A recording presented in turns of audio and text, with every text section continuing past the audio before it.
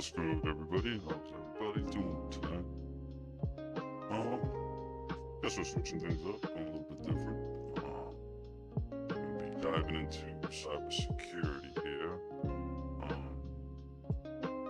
Yeah, we're back up on O'Reilly Media. Again, guys, if you guys ever find it in your beautiful little hearts of yours, they're not little, they're big. They're big and yo. JK. But brother needs some help. Help a brother out. If you guys ever like what I do, make sure you guys just throw a little bit of some support every once in a while. The more support y'all give me, the more, more I give in. But I know I gotta put my part, giving y'all too. So I'm trying. But let's get into this. We're going through the as you can see here, well, it's not blocking the way, but it's the certified ethical hacker cert guide, 4th edition, by author Michael Gregg and Omar Santos. You're probably going to hear from Omar Santos as we go through, so you'll hear his voice at least every once in a while. We're going to be going through his actual course, the certified ethical hacking, but he's not helping a brother out at all. And if this does get to it, right, help a brother out. Throw a brother going, what up? Hey, friend, I saw your channel, noticed you're posting great content. However, you need more followers and views.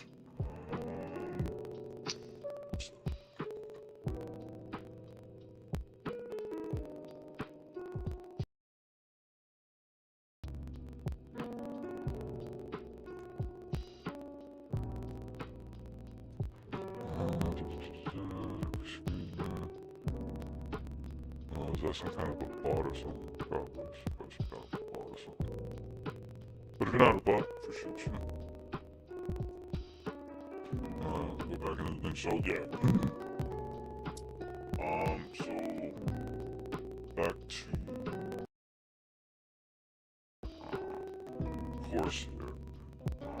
This is authored by Omar Santos and Nick Grainer. This follows the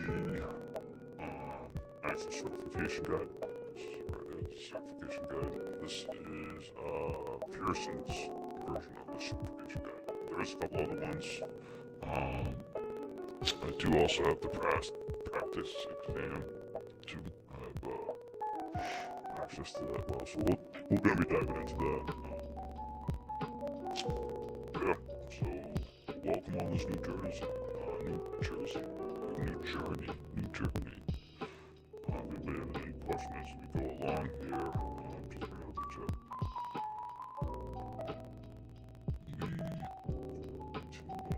Music's too loud, just tell me music's too loud. Just bring heads up. I'm still on that.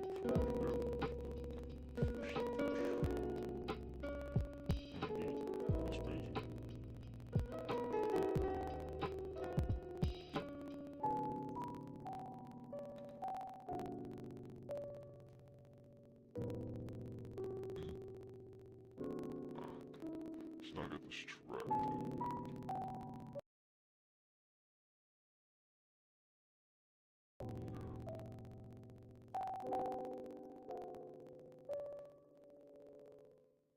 Did I make a project? Let's create a new project. We're gonna call this, what should we call this project?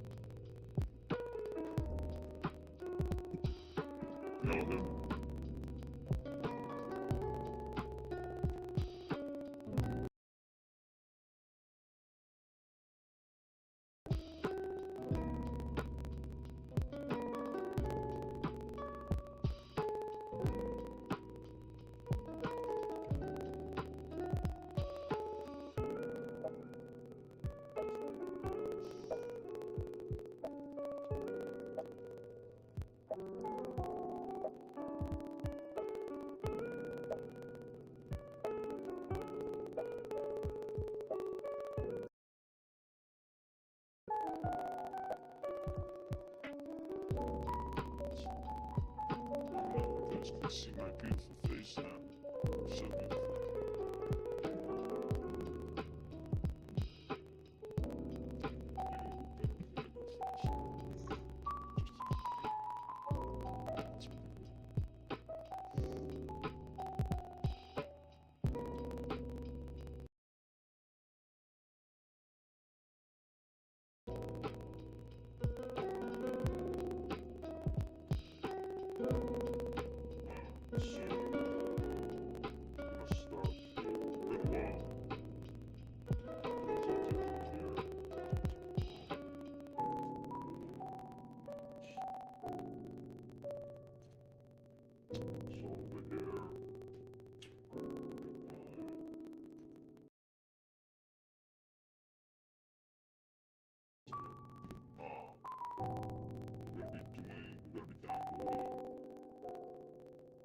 Santos's little GitHub repository there that has Cisco Labs on it and stuff like that. So we'll get into that if you guys want to do that if you're interested.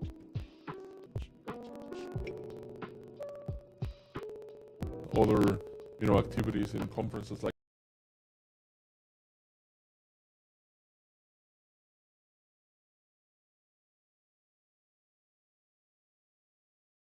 DEF CON and so on. And that environment, it's called, again, this is actually a learning environment that I have created for many different settings, and now different universities and other educational institutions are also using it, and it's a community effort as well. So what it is basically a series of containers that include intentional vulnerable applications, and it comes. The first step to set it up is basically to install a VM, whether it's Kali or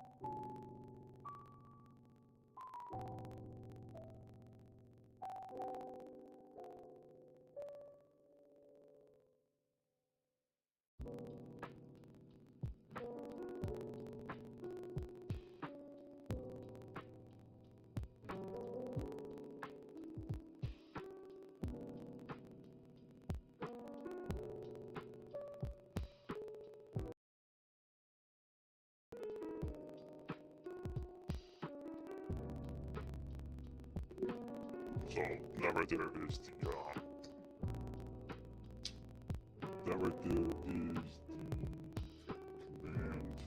to download. It is that what it's going to do is it's going to create all these Docker things. I encourage you guys to check out his website, websploit.org. Again, Omar Santos. I've taken some courses with him, virtually at least, on the web before.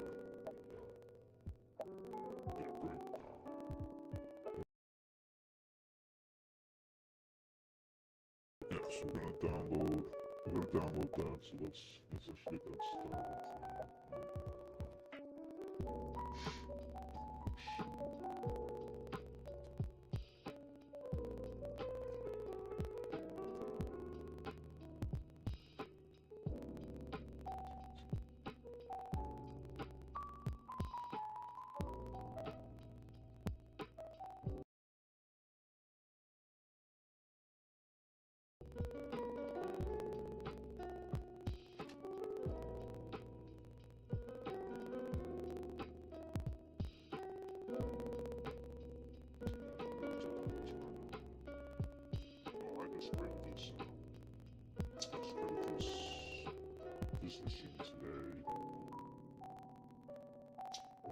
doing it off of a Raspberry Pi.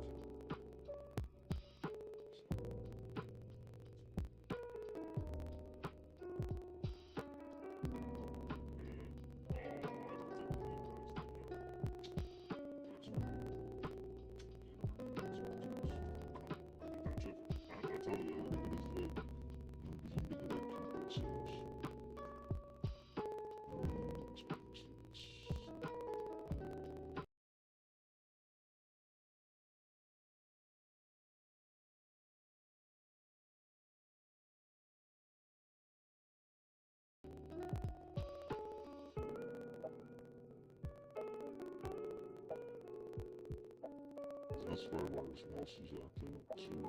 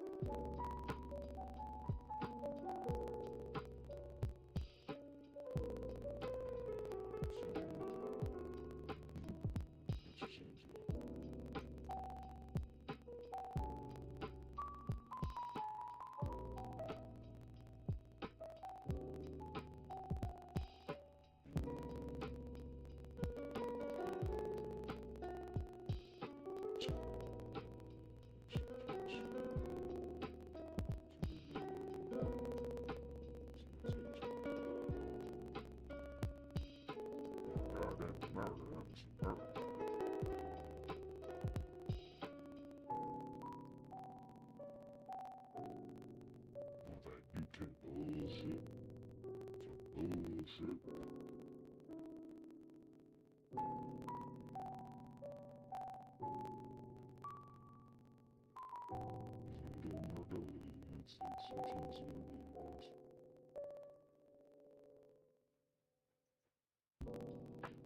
I got some more.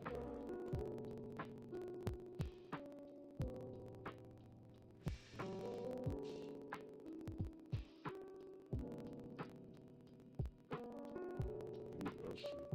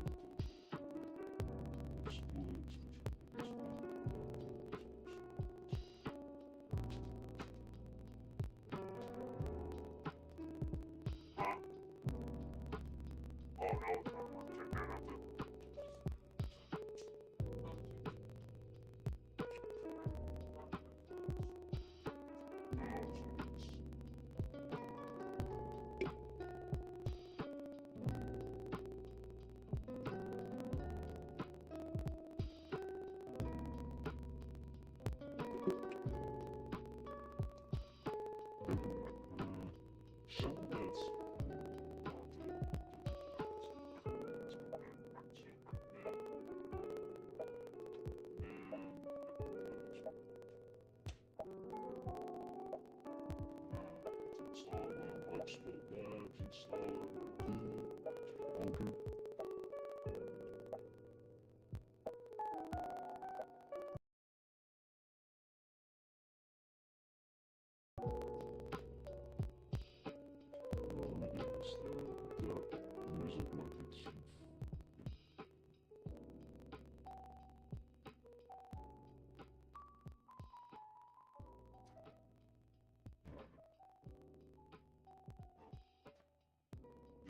I get slow with the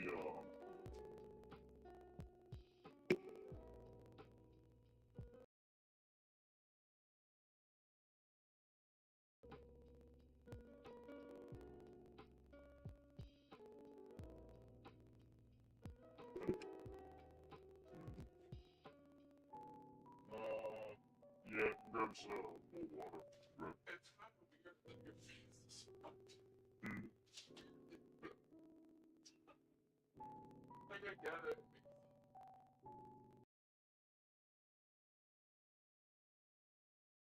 I know that what that is.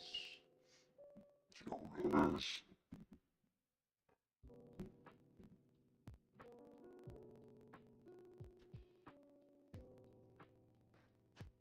Parrot OS and Kali and Parrot are the most popular Linux distributions that are related to ethical hacking and pen testing and so on.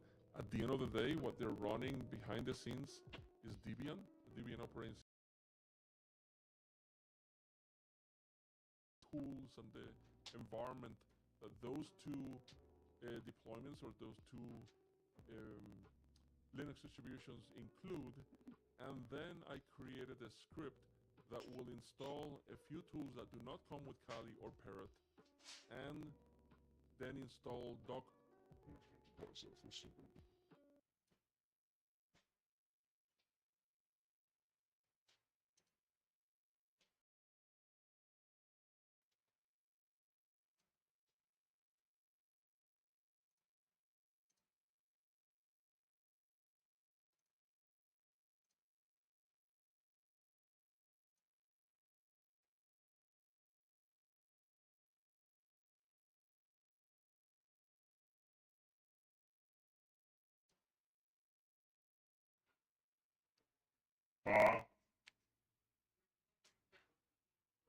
There's no voice?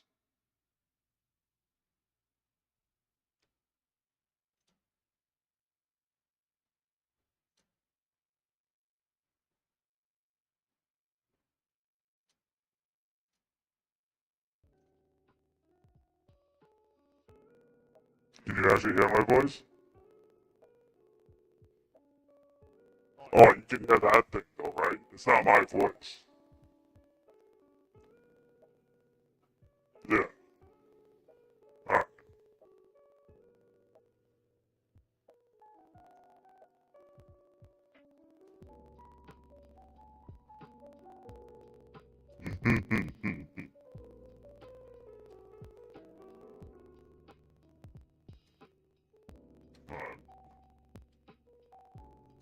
Docker Compose, and so on, and instantiate a whole bunch of different vulnerable applications running in containers.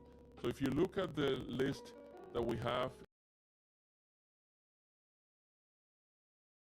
beginner to intermediate, and also intermediate to advanced. The ones on the left, they are very well-known vulnerable applications and learning environments, most of them created by the organization called OWASP, the Open Worldwide Application Security Project, and you will learn about this organization throughout the course here. The ones on the right, which are intermediate to advanced, and there are a few more in there, I actually personally created for trainings like this, and also for conferences like DEF CON and so on, and the ones in the bottom as well. So these are something that I introduce literally almost on a bi-yearly basis and so on. And you will see that at the time of the recording, this is the list. The list will continue to grow. And that's where we have over 500 different types of exercises and capture the flag type of activities. Capture the flag is a gamified approach on how you learn, not only how to hack, but in other scenarios also for the defensive side of security. Now, one of the questions that by any means and so on, and the answer is no. Basically, everything that I'm doing here is running on top of Docker, and specifically on top of Docker bridge interfaces, and where I'm simulating different networks. In this case, I have two networks at the time of recording, 10.6 and also down below the 10.7 screen.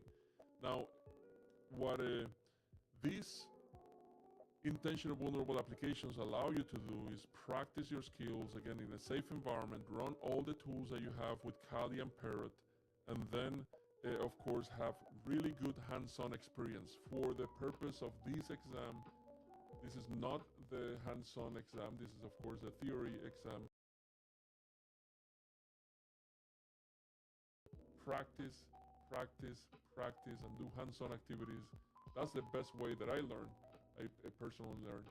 And cybersecurity, and especially ethical hacking, is like math. The more that you practice, the better that you become. Now, if I go to the actual lab environment that we have here with Websploit,